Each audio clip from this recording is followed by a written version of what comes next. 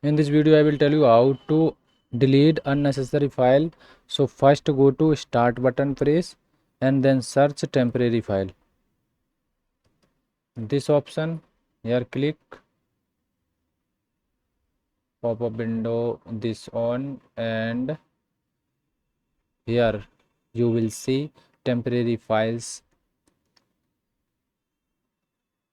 apps feature. If your apps feature delete, so here click and temporary file 699 MB, click here.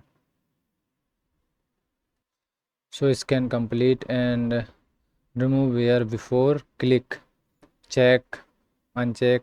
I like this recycle bin 2.38 GB, click, and window feedback, uncheck, and thumbnail, check. After that, temporary file the must check, okay, and Microsoft Defender uncheck, okay.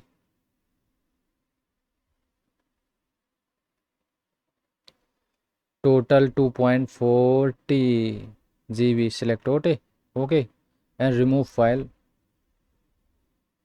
You can see temporary file permanently delete, okay, and cancel, or then right click here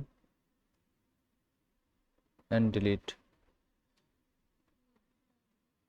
So in this video, this is information.